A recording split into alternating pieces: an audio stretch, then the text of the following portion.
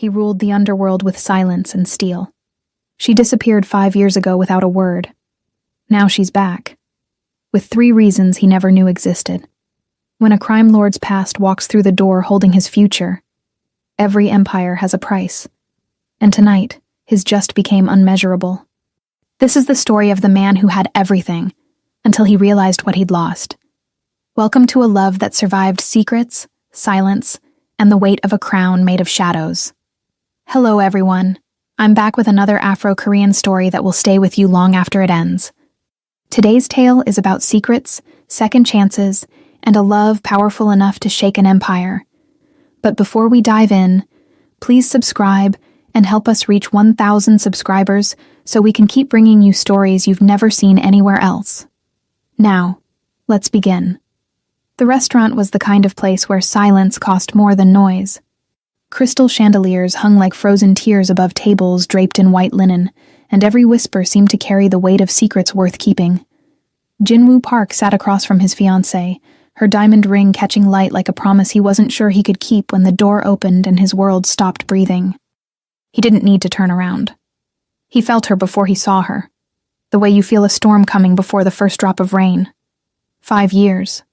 5 years since Amara had walked out of his life without explanation, without goodbye, without anything but the empty space where her laughter used to live. He'd searched for her. God, how he'd searched.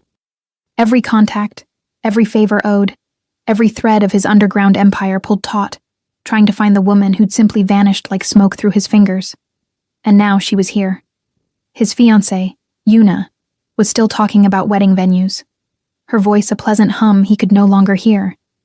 Jinwoo's eyes found Amara across the dining room, and the air between them became electric, dangerous, alive. She was more beautiful than his memory had allowed. Her skin still glowed like warm amber in candlelight. Her natural hair framed her face in soft coils, and she moved with that same graceful confidence that had first undone him 7 years ago. But it wasn't Amara who made his heart stop. It was the 3 children holding her hands. Triplets, no older than 5. 2 boys and a girl dressed in matching outfits, their small faces turned up toward their mother with absolute trust. And when one of the boys looked across the restaurant, Jinwoo saw his own eyes staring back at him. Dark, intense, unmistakable. The wine glass in his hand trembled. Jinwoo. Yuna's voice cut through the roaring in his ears. Are you all right? He couldn't answer. Couldn't breathe.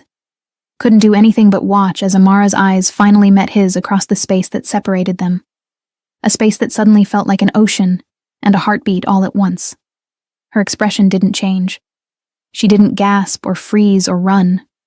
She simply looked at him with those warm brown eyes that had once seen past the crime lord to the man underneath. And in that look, he saw everything. The truth she'd carried alone, the choice she'd made to disappear, the life she'd built without him, and the 3 reasons she'd had to do it all. "Mommy, I'm hungry," the little girl said, tugging on Amara's dress. Amara's lips curved into a small smile. Not for him, never for him anymore, but for her daughter. Their daughter. "I know, baby. Let's get you seated." The hostess led them to a table on the opposite side of the restaurant, but it might as well have been next door. Jinwoo could feel every step Amara took, could sense the careful way she avoided looking at him again, could see how one of the boys kept glancing over with curious eyes that mirrored his own. Jinwoo. Yuna's hand touched his, cool and perfectly manicured. "You look like you've seen a ghost." He had. 3 ghosts.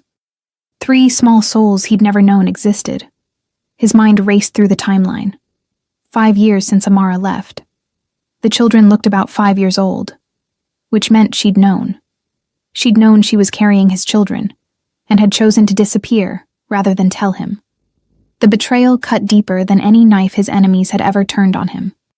But underneath the anger was something worse, understanding, because he knew what he was, knew what his world demanded, knew that the man who ruled the Korean underground with an iron fist and a reputation for ruthlessness was not a man who got to have a family, not a real one, not one that wasn't stained by blood and violence and the constant shadow of death. She'd protected them, from him, from his world, from everything he touched that turned dark, and he couldn't even hate her for it. "I need a moment," Jinwoo said, his voice coming out rougher than intended. He stood, his tall frame drawing immediate attention from the bodyguards stationed discreetly around the restaurant, his men, always watching, always ready. "Where are you going?" Yuna asked, concern creasing her perfect features. "Just the restroom. I'll be right back." It was a lie.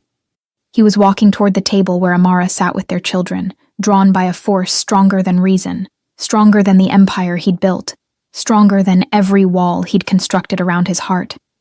She saw him coming. He watched her shoulders tense, watched her lean down to whisper something to the children, watched her stand to meet him before he could reach the table. They faced each other in the space between their separate lives. "Jinwoo," she said softly, and hearing his name in her voice again was like coming home and being exiled all at once. "Amara." His hands clenched at his sides, fighting the urge to touch her, to confirm she was real. "We need to talk. Not here, not now. Then when?" His voice dropped to the dangerous whisper his enemies knew to fear. "After another 5 years?" Something flickered in her eyes. Pain, regret, determination. "I did what I had to do." "You took my children." The words came out broken, raw. "You took my children and you ran." "I saved them," she corrected, her voice steady despite the emotion swimming in her gaze. "From your world. From what loving you would have cost them." One of the boys called out, "Mommy?" Amara's expression softened instantly, all her attention turning to her son. Their son. "It's okay, baby. Mommy's coming." She looked back at Jinwoo, and in that moment, he saw the woman he'd loved and the mother she'd become, and he understood that she would burn down his entire empire to keep those children safe. "Tomorrow," she said quietly. "Lincoln Park, 2 p.m., come alone." "Amara." "Alone, Jinwoo. Or I disappear again, and this time, you'll never find us." She walked back to the table before he could respond, scooping the little girl into her arms and pressing a kiss to her forehead. The boys flanked her like small guardians, and Jinwoo watched his family, a family he'd never known, sit down to dinner without him. When he returned to his own table, Yuna was watching him with questions in her eyes. Who was that woman? Jinwoo picked up his wineglass, his hand steady now despite the chaos inside him. "Someone I used to know." "She looked at you like you were more than that."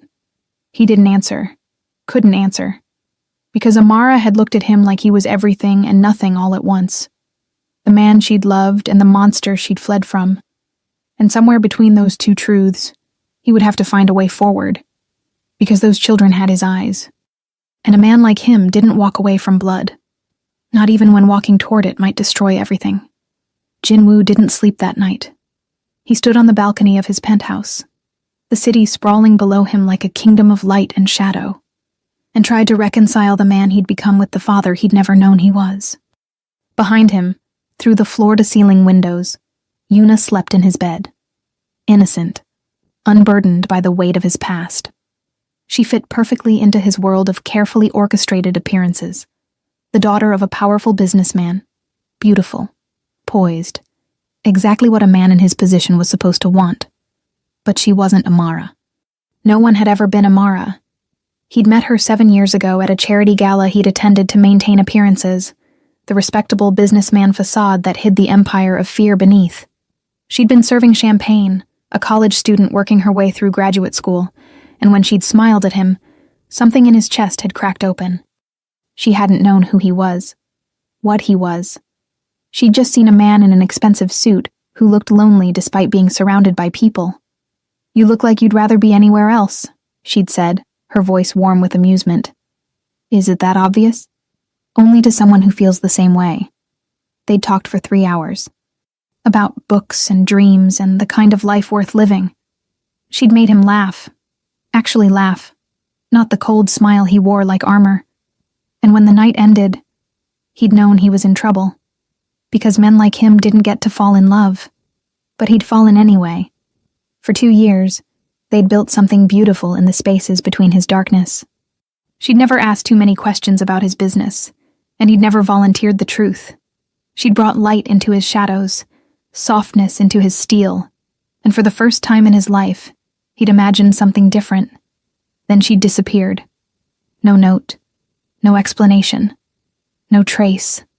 One day she was there, laughing in his kitchen while making breakfast, and the next, she was gone. Her apartment emptied, her phone disconnected, every connection severed like she'd never existed. He'd torn the city apart looking for her, called in every favor, threatened every contact, used every resource his organization possessed. But Amara had vanished completely, as if she'd never been real at all. And now he knew why. She'd been pregnant, with triplets, his children. The rage that swept through him was cold and calculating, the kind of anger that had built his empire. But underneath it was something more painful. Grief. Grief for the 5 years he'd missed. First steps and first words and first everything. Birthdays and bedtimes and all the small moments that made a life. She'd stolen that from him. But she'd also saved them. His phone buzzed. A message from his second-in-command, Marcus. Ran the woman's info. Amara Johnson, living in Riverside under her real name. No aliases. Works as a pediatric nurse. Clean record. Want me to dig deeper? Jinwoo's jaw clenched. Of course she'd become a nurse. Of course she spent her days healing children. That was who Amara was. Someone who made the world softer, kinder, better. Everything he wasn't. He typed back. No. Leave it. Boss? I said leave it. That's an order. He could handle this himself. Had to handle this himself. Because this wasn't about his organization or his power. This was about 3 children who shared his blood and a woman who'd loved him enough to run. The sun rose slowly over the city, painting the sky in shades of gold and amber, colors that reminded him of Amara's skin, of the way she'd looked in morning light, soft and warm and safe. Safe. Until him. At 1 p.m., he dismissed his bodyguards for the afternoon. An unprecedented move that had Marcus calling immediately. Boss, you can't go unprotected. The Italians are still... I'll be fine for a few hours. Jinwoo. Marcus rarely used his first name. What's going on? Something I should have handled 5 years ago. He hung up before Marcus could argue further. Lincoln Park at 2 p.m. was exactly the kind of neutral ground Amara would choose. Public enough to be safe, open enough to see threats coming, family-friendly enough to feel normal. When Jinwoo arrived, 15 minutes early because old habits died hard, he spotted her immediately. She sat on a bench near the playground, watching the triplets play. The 2 boys raced each other down the slide, while the little girl attempted the monkey bars with fierce determination. Amara's entire being was focused on them, her love visible in every watchful glance, every encouraging smile. This was the life she'd chosen, the life she'd built without him. And it was beautiful. He approached slowly, giving her time to see him coming. When she looked up, her expression was carefully neutral, but he saw the tension in her shoulders, the protective instinct that made her shift slightly toward her children. Thank you for coming, she said as he sat down, not too close, leaving space between them like a buffer zone. Did you think I wouldn't? I thought you might bring an army. I came alone, like you asked. Her eyes searched his face, looking for something, truth, maybe, or danger, or the man she used to know beneath the monster he'd become. They don't know who you are, what you are. I'd like to keep it that way. And how long did you plan to keep it that way? Forever? If I could. Her voice was steady, but he heard the tremor underneath. Jinwoo, they're happy. They're safe. They have a normal life. Without their father. With a father who can't be part of their world without destroying it. The words hit like bullets. Clean, precise. Devastating. You didn't give me a choice, he said quietly. I gave them a choice. Between a father who rules through fear and a childhood without shadows. She turned to look at him fully now, and he saw the woman who'd loved him fighting with the mother who would die for her children. Tell me I was wrong. Tell me that your life is safe for children. Tell me that loving you doesn't come with a target on their backs. He couldn't, because everything she said was true. They have my eyes, he said instead, watching the little girl finally make it across the monkey bars, her face lighting up with triumph. They have more than that. David has your focus. Michael has your intensity. Arya has your determination. Amara's voice softened. They're so much like you, it terrifies me. What are their full names? She hesitated, then, David Jin Johnson, Michael Jin Johnson, Arya Jin Johnson. Jin. She'd given them his name, hidden in the middle where the world wouldn't see it, but there, a piece of him embedded in their identity.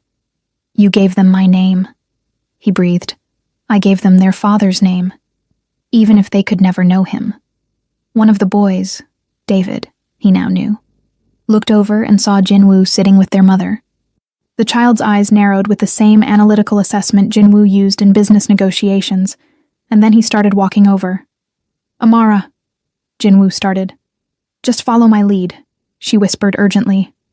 David stopped in front of them, small but fearless. Who are you?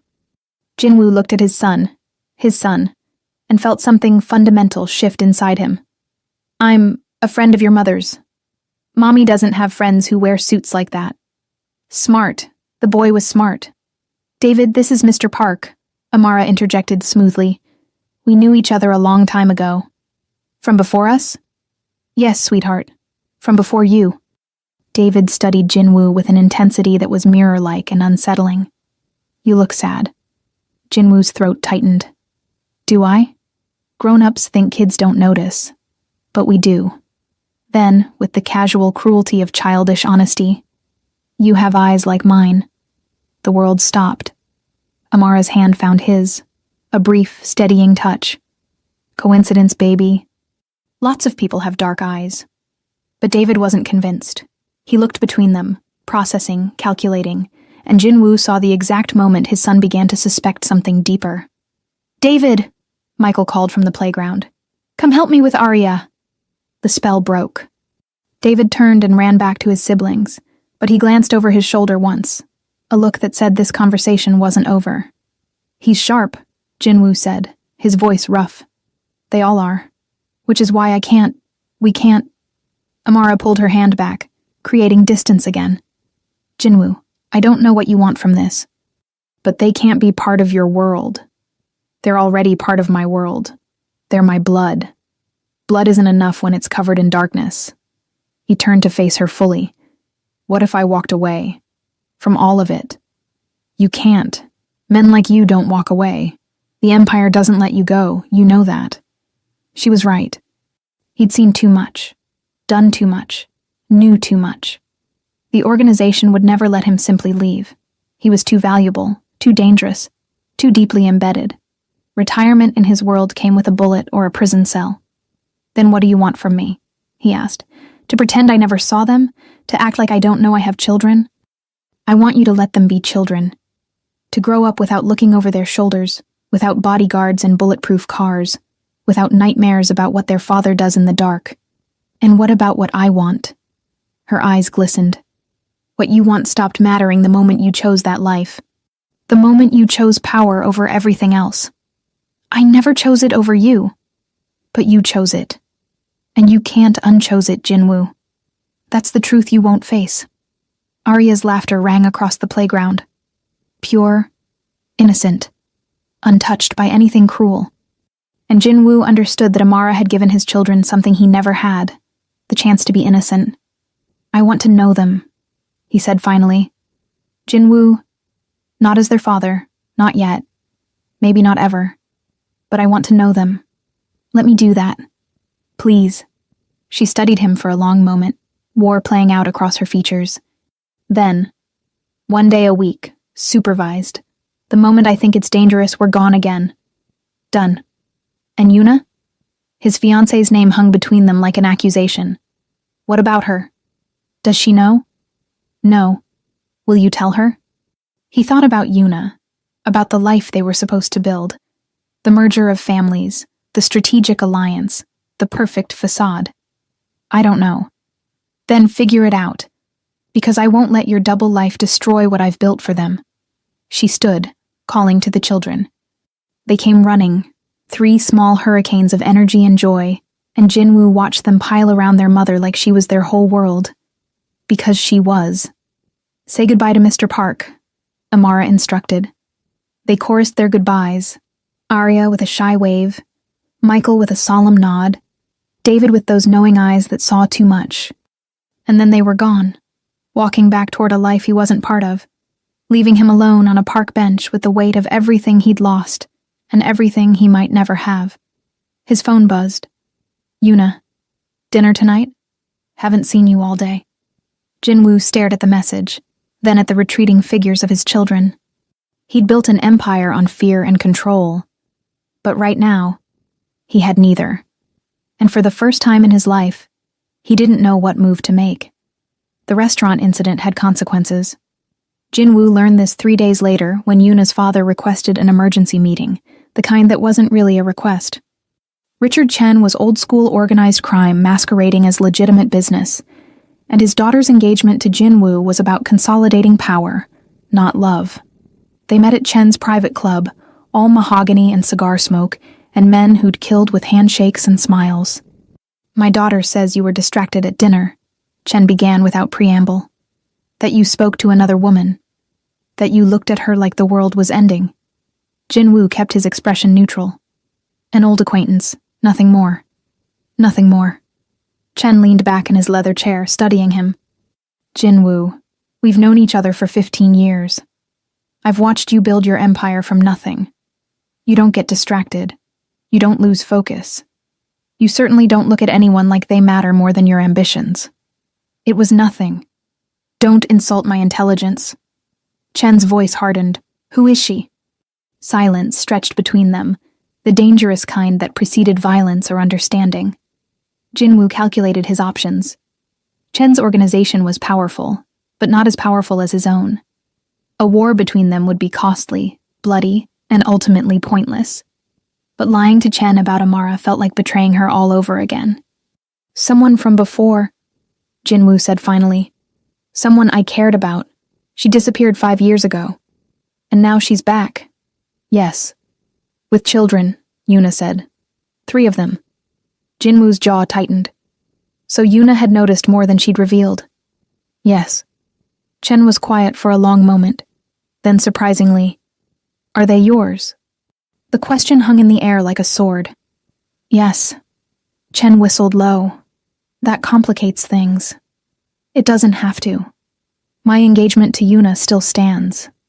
This woman, she wants nothing to do with my world. She made that clear. But you want something to do with hers. It wasn't a question. Jinwoo met Chen's gaze directly. They're my blood. I can't pretend they don't exist. Can't or won't. Both. Chen stood, pacing to the window that overlooked the city. The same city they'd both carved into territories, both ruled from shadows. You know what I'm going to say. That I need to choose. That I can't have both worlds. That having children makes you weak, makes you vulnerable, makes you a target. Chen turned back to face him. You remember what happened to Martinez? The moment his enemies found out about his daughter, she became leverage. They took her, tortured her, sent him pieces of her until he gave them everything they wanted. I remember. Everyone in their world remembered. It was a cautionary tale told to keep people like them from having families. And you're willing to risk that? For children you didn't even know existed 3 days ago? They existed whether I knew it or not. That doesn't change because it's inconvenient. Chen studied him with something like respect. You've changed. The Jinwoo Park I knew 10 years ago would have walked away, would have paid the woman to disappear again, and never looked back. Maybe that Jinwoo died when he saw his children's faces.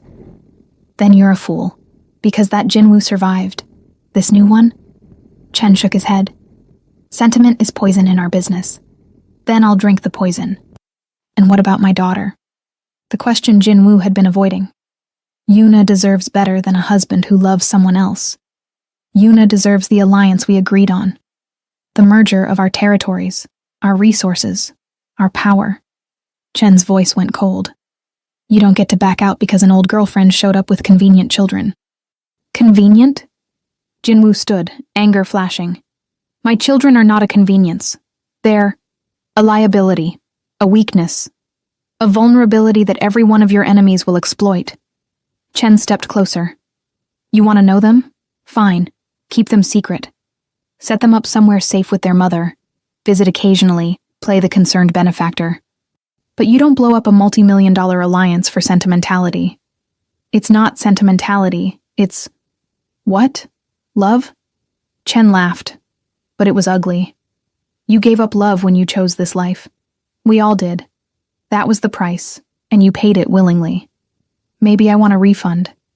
The words came out before Jinwoo could stop them, and he saw Chen's expression shift from annoyed to dangerous. There are no refunds in our world, only exits. And you know what exits look like. Death or betrayal. Those were the only ways out. I'm not saying I want out, Jinwoo clarified. I'm saying I want both. You can't have both. No one can have both. That's the fundamental rule. Then maybe it's time to change the rules. Chen stared at him for a long moment. Then he picked up his phone and made a call. Bring her in. Confusion flickered through Jinwoo. Bring who? The door opened, and Yuna walked in, still wearing her office clothes, looking between her father and her fiancée with guarded eyes. Tell him, Chen ordered his daughter. Yuna took a breath. I know about the woman, about the children. I've known since the restaurant. Jinwoo felt the ground shift beneath him. Yuna, and I'm willing to look past it. Affairs happen. Secret children happen. I'm not naive enough to think our marriage is about love. Her voice was steady, almost detached. But I won't be humiliated. I won't be second choice. If you marry me, you cut them off completely. No contact, no support beyond financial. They disappear from your life as thoroughly as if they never existed. I can't do that. Then we have a problem. Chen stepped forward. Because here's what's going to happen if you walk away from this engagement. I will take it as a declaration of war. And the first casualties of that war will be a pediatric nurse in Riverside and her 3 children. The threat landed like a physical blow. Jinwoo's hands clenched into fists. You touch them, and I will burn your entire organization to the ground. Then we have mutually assured destruction. Chen smiled coldly. Or you could make the smart choice. Marry my daughter. Maintain the alliance. Keep your ex-girlfriend and her children alive by staying away from them. It was a trap with walls made of love and lined with razors. Either choice would destroy something, his family or his empire, Amara or his power, the children he'd just found, or everything he'd built. You're asking me to choose, Jinwoo said slowly. I'm telling you what the choice is. You chose this life a long time ago, Jinwoo, long before you knew those children existed. Now you get to live with that choice. Yuna watched him with eyes that held no warmth, no understanding, just cold calculation. She was her father's daughter, pragmatic, strategic, untouched by anything resembling sentiment.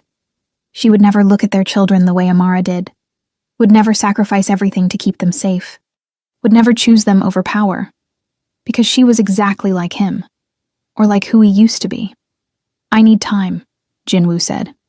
You have until the engagement party next week, Chen replied. Either you show up with my daughter on your arm, or you show up to a war you can't win. Dad, Yuna started. No. Chen silenced her with a look. He needs to understand what's at stake. What's always been at stake. He turned back to Jinwoo. You built an empire on sacrifice.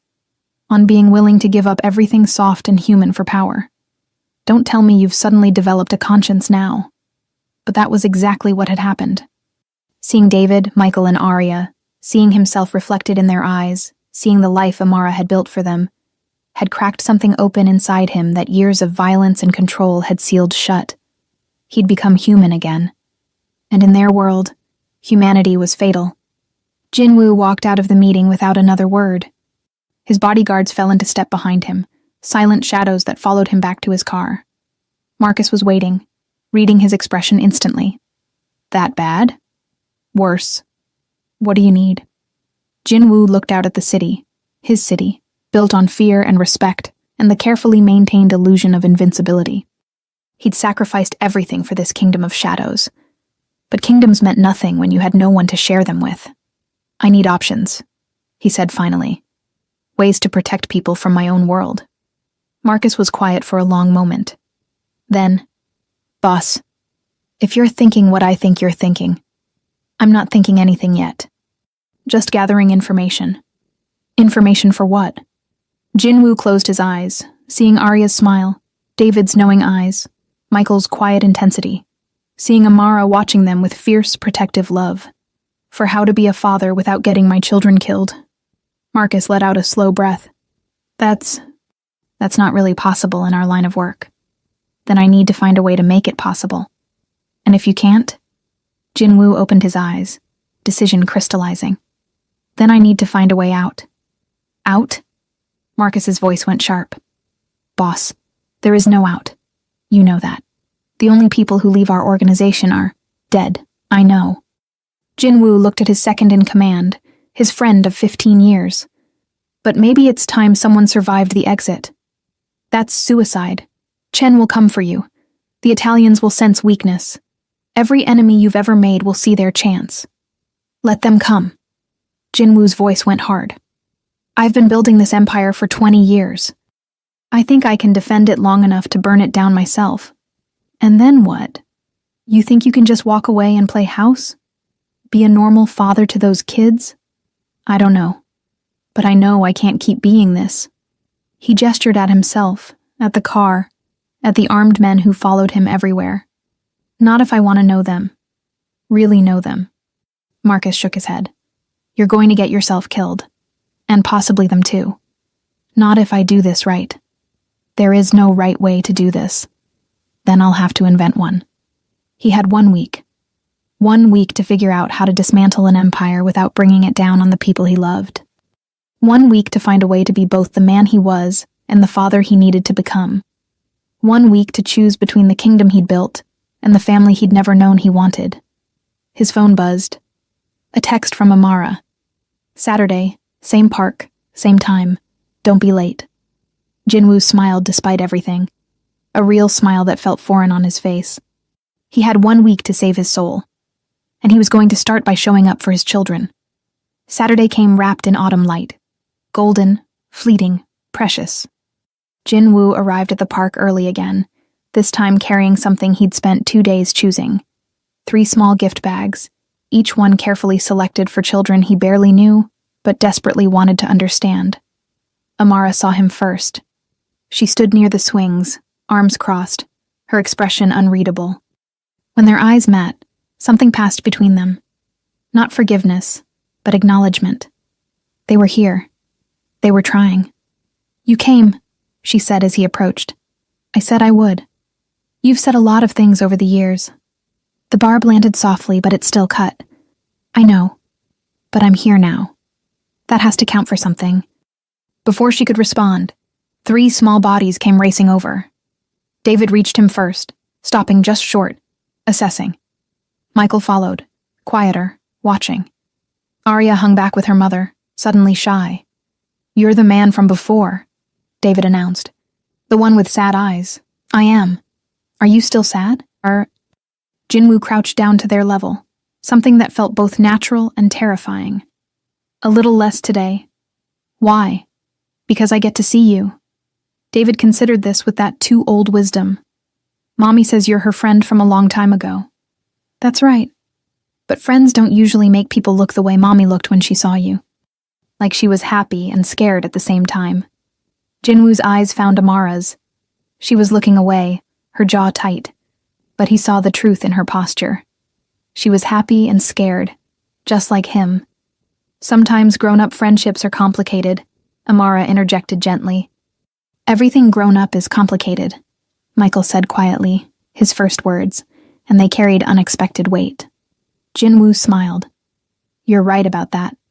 He held up the gift bags. I brought you something. Is that okay? Amara hesitated, then nodded. The children descended with the particular excitement of 5-year-olds who'd been promised presents. David got a science kit. Jinwoo had remembered Amara saying he had focus, had guessed curiosity.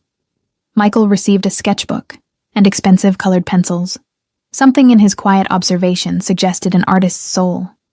Arya got a children's book about brave princesses, illustrated beautifully.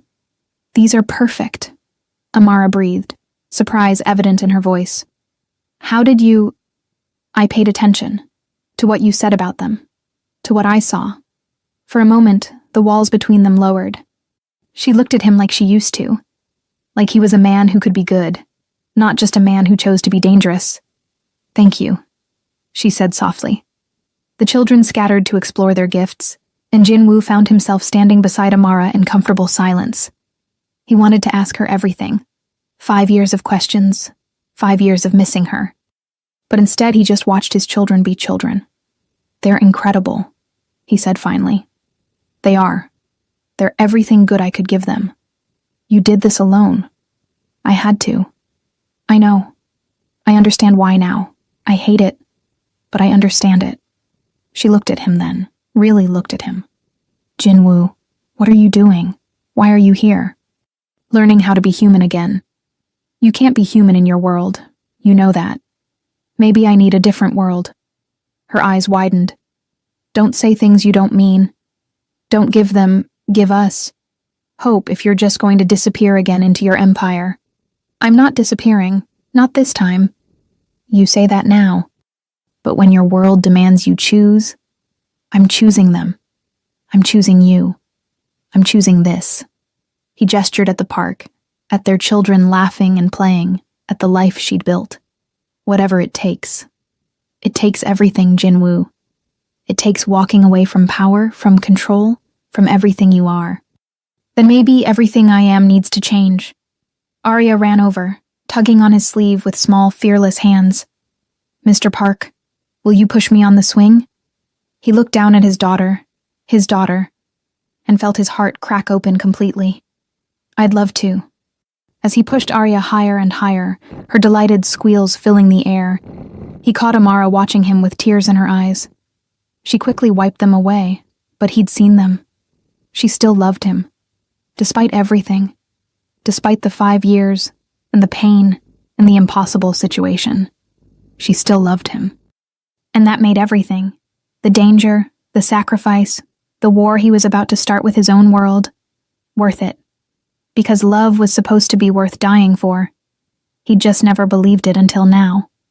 The engagement party was a declaration of war dressed in champagne and silk. Jinwoo stood in his penthouse, adjusting his tie in the mirror, and saw a ghost staring back. This man in the expensive suit, this crime lord with blood on his hands and power in his veins. He didn't recognize him anymore. 3 visits to the park. 3 afternoons watching his children play, learning their laughs, memorizing their smiles. 3 chances to see Amara slowly soften toward him, to feel the possibility of something he'd thought was dead. And tonight, he was supposed to cement his engagement to a woman he didn't love, to secure an alliance that would keep him trapped in darkness forever. His phone buzzed. Marcus. Cars are ready. Chen's people are already arriving.